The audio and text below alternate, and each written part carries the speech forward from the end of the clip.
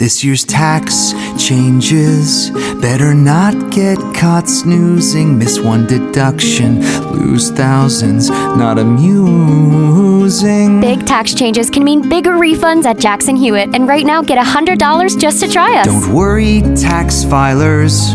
If money is tight, get $100 from Jackson Hewitt, so you'll sleep better at night. Limited time offer for new clients. Participating locations only. Details at jacksonhewitt.com. When your therapist won't take your calls anymore, there's always The Last Show with David Cooper.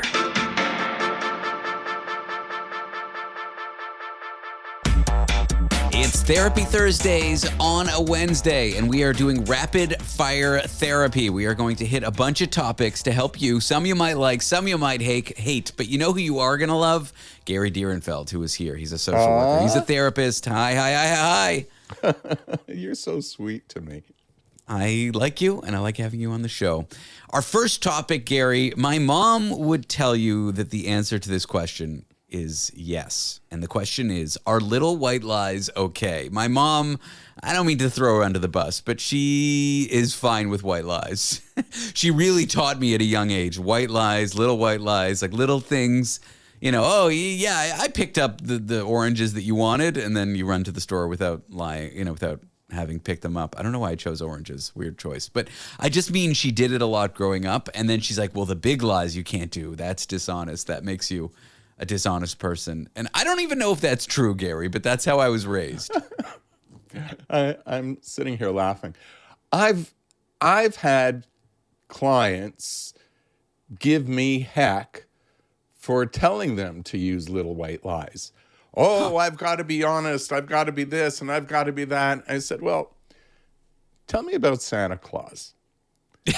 Well, I don't Tell think me we about should. the Easter Bunny. As a Jew, I don't really think we should be lying to our children about Santa Claus, but that's besides the point. That's not a white lie. That's a different bias. That's like a strange man enters your house and steals your cookies and gives you presents. It's a weird lie. The issue for me is less the lie than the motivation.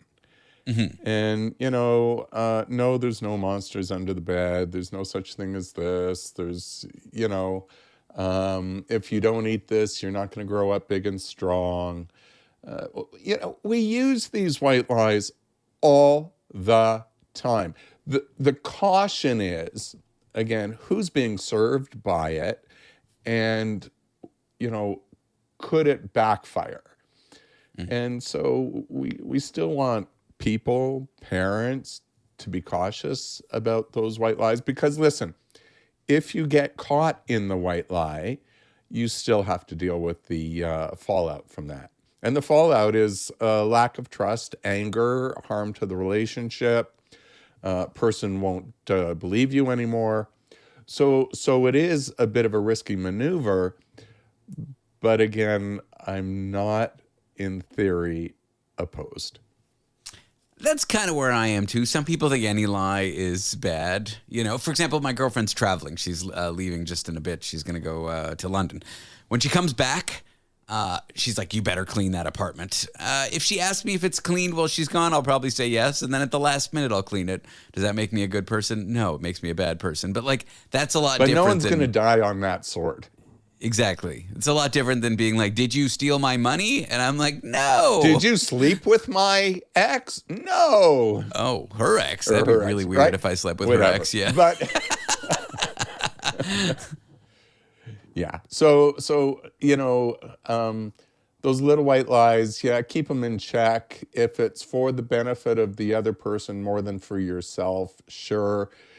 If you're using it as a defense to get out of your own issues, you may want to look at that twice. We were watching a show together, and I really liked it, and she kept on putting it off because it was a sci-fi show. So I watched it on my phone one night while she was sleeping in bed next to me. And then she said, did you watch the show without me? And I said, no, which technically was true because she was there when I watched it. Oh, come on, technically. Yeah, that's Later, I told her nice the truth, one. and she was so mad. It's still a fight that we have to this day. My wife's thing is, if I get a donut and I don't bring one home for her, she refers to that as cheating on her. So you have to lie about the donuts. All right, let's do our next topic here. You were talking about this to me at the break. You've written on this. There's a shift that happens with kids. Like when you're a parent to a young infant, little kid, 5-year-old, 10-year-old, you're kind of the boss of them. What you say goes. And then somewhere along the line, teenage years, for my parents, I'm still waiting for this transition. You go from being the boss to kind of like a consultant, a friend, a confidant. That transition is hard for certain parents. Oh my goodness. And I have spoken about this at literally hundreds of workshops and with hundreds, if not thousands, of parents along the way. It is a tough transition for some, particularly if the teen is somewhat out of control. So the parent's usual thing is to move in with more control. The reason that it doesn't work for two reasons. Number one is the frontal lobes of those teens, they're not matured yet. And so they don't have good judgment. They're not going to listen to the guidance of the parent because of that. The other process that's going on, we call individuation separation. The teen is growing up and they want to separate themselves from the parent. It's a natural human stage of development. So if the parent is trying to put the squeeze, more control, you're out of control, I will put on more control. Parents in this situation have learned it leads to an escalation, not a resolution. So I'm forever trying to help parents make that transition from going from boss to consultant. A consultant, by definition, is someone who provides their guidance, which may or may not be used. That is hard for parents. Sometimes the outcomes when the child doesn't heed the guidance of the parent is disastrous. However, the kid isn't going to listen anyways. And so if there is a disaster, rather than the "I told you so," the parent has to go into empathy mode. Sweetie, I see that didn't work for you. How are you? Versus, "I told you so." Like, if you ever wag that finger, do you expect the teen to listen? But if you go to empathy mode, I'm sorry that this turned out for you. What do we learn from this, sweetheart? Is there any learning from this? Is there anything that you would do differently on a go-forward basis? Maybe they'll say yes. Maybe they'll say no. You're there to reinforce, hopefully, better judgment as they speak it to you. This is the consultant role, no longer the boss. What happens when a parent doesn't make that transition, when the kid's in their teens and they still act like they did when the parent was a little kid, like sort of like the boss of them? Yeah, well, then you set up a dynamic between you and your kid where the kid is going to wrestle their independence from you. And because they're angry, the angrier we are, the poorer our judgment. So we have kids whose frontal lobes aren't yet developed. They haven't mastered the sound judgment of adulthood, which, by the way, kicks in around age 25. How do we know that? Because that is when insurance companies lower the cost of insurance on automobiles and everything else for that matter. They know that there's something magical that happens between 24 and 26 where people start using better judgment. They settle down. So it's amazing what you can take from those actuarial tables and literally apply to parenting. I saw something online. A girl was having her 24th or 25th, whatever it is, birthday. And it's like the final milestone. And the cake was decorated with all the rental car company logos. All right. We are trying to hit as many therapy-related topics as possible here on Rapid Fire Therapy Thursdays on a Wednesday. Broadcasting's only mental health-specific content intended for a Wednesday. Wait, intended for a Thursday that airs on a Wednesday. Yeah. Even it's you confusing. Mixed that up. From athletic stuff like a full court pickup game, swish, to athletic-ish stuff like a half-mile stroll. Get those steps in. Head to Sierra or Sierra.com for the brands you want at the prices that let you do it all. From athletic to athletic-ish, Sierra's got it. Therapy Thursdays on a Wednesday. Your neighbor is so annoying with their dog. What do you do? We are talking crazy pet owners here with Gary Dierenfeld, a therapist, a social worker. We are doing rapid fire mental health / therapy / hot take topics. We're trying to get through as many as possible. Gary, welcome to the show. I am a crazy dog owner. By your own admission. Okay, what do you do? What do you do? Well, he sleeps between my wife and I. This morning, 6 o'clock in the morning, he's a cockapoo Aussie poo mix. So he's Australian Shepherd, Cocker Spaniel, and 2 poodles are in there. And he has long legs, bushy eyebrows. He looks like Karl Marx, or not Karl Marx? No, the Marx brothers. Same difference. And at 6 o'clock in the morning, this dog is pawing at my chest, leaning over, licking my face, waking me up. I say he's doing a wellness check. My wife says he wants to go out and play. I push him off me, rub his belly, fall back to sleep. I'm not kicking my dog out of bed. I love the little guy. Our previous dog, we had certified as a therapy dog. We did some 350 visits to seniors, residents, hospitals, and universities, spreading the joy, spreading the calm. I love my dogs. Okay. What do you do when like a loved one is too much with the dog and demands you accommodate their brand of dog craziness a little bit too much? When we go away, we get a dog sitter. You know, when we're on holiday, we don't. Side just note, I do all of them. these things. My cat's in the bed. I have a cat sitter. Like I'm all of these things with my cat. What do you do when a friend is just like so over the top with their pet? You celebrate them, David. You don't have any good advice here because you're that friend. Listen, it's a mental health issue if it gets in the way with life, managing, and relationships. Okay. Well, not necessarily a mental health issue. Excuse me for that. But then it could be problematic. But again, depending on the person, who cares? They don't care.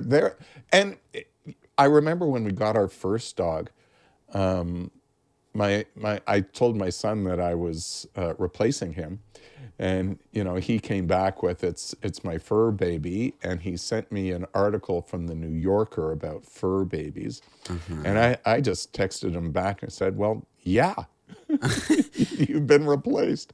So. But clearly there must be a dog or cat owner where it's just too over the top, like it gets in the way of relationships. Yes.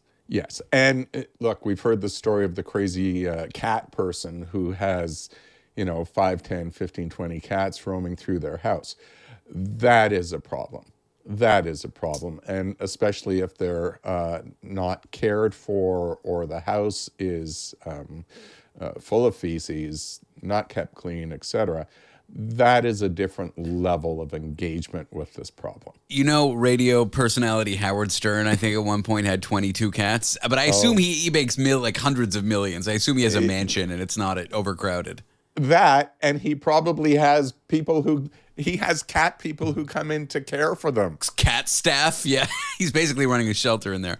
All right, I guess we have no good answers there, but lots of good anecdotes. I'm revealing myself and my own craziness. You're bearing all. Our last topic is kind of a meaty one.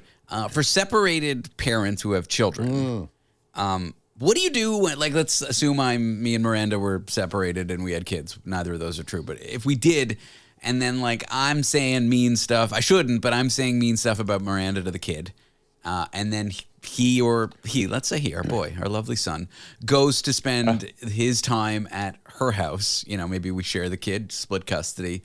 He comes to Miranda's house upset with her because of what I've said, looking for a fight. Yeah. What do we do in this scenario? So let's differentiate between a very recent separation where the parent hasn't adjusted, they're angry, and they kind of pop off to their kid negatively about the other parent. The kid goes back to that parent. I got to tell you, that's almost part and parcel of most separations.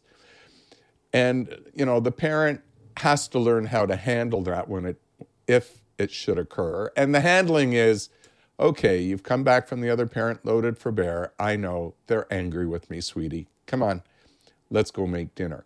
You don't get your own knickers in a knot. You don't start firing back at the other parent. You carry on with life. That is differentiated from some parents who, maybe because they have some narcissistic tendencies, how dare you separate from me? I'm the best thing since sliced bread. And they are actively out to undermine the child's relationship with the other parent. And they're using that child as a pawn to hurt. Different scenario, more intense. The strategy remains the same. And that is, don't engage. The child comes back. Here's something I've told many a parent. Before you enter your house again with that child, before you let them back in, you're at the threshold of the door. Look down towards your child and say, where are we? And the child, you had a quizzical look on your face. What the heck are you talking about, Darrenfeld? Yeah, where are we? And the child's going to have that quizzical look, and they're going to look up at the parent and kind of like, they'll say something wondering if it's the right answer. They'll say, home? And the parent will go, yeah, home. How do we behave here, sweetie? And the parent, that child will have that same quizzical look, and then an aha moment will look up at the parent and say something like, nicely? And the parent goes, yes. Welcome back home. Let's go inside. So don't engage with any attempts to start fights, I guess, is what you're saying? Correct. But we're reorienting the child to where they are back in this parent's home, away from the other parent. So whatever transpired back in the other parent's home, we have a break in time and space. Now we're entering your new world, sweetheart. And these are the rules in this world. We don't disparage, we don't put down, we're not yellers and screamers, sweetheart. Oh yeah, right. And look, if the kid comes in and they kind of forget what transpired at the door, Daddy says you're at this or you're at that. Again, the only response is, yeah, Daddy has a lot of feelings about me. Come, let's make dinner. And the reason you do that is because your behavior has to signal to the child who you are. If you engage, how dare that parent say that? You can't talk to me that way.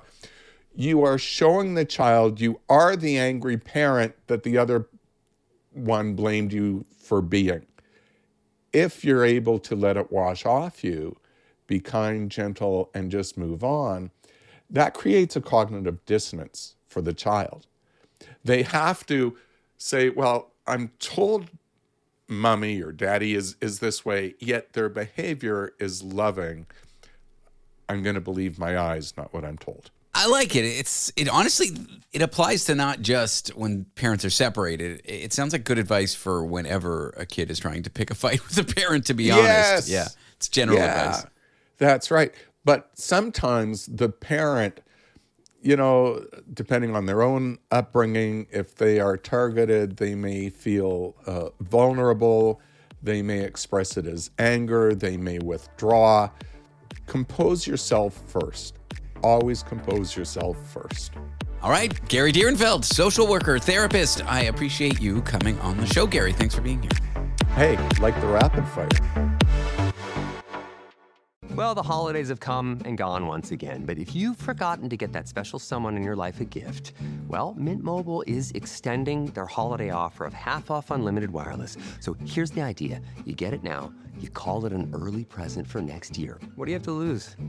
Give it a try at mintmobile.com/switch. Limited time, 50% off regular price for new customers. Upfront payment required. $45 for 3 months, $90 for 6 months, or $180 for 12-month plan. Taxes and fees extra. Speeds may slow after 50 gigabytes per month when network is busy. See terms.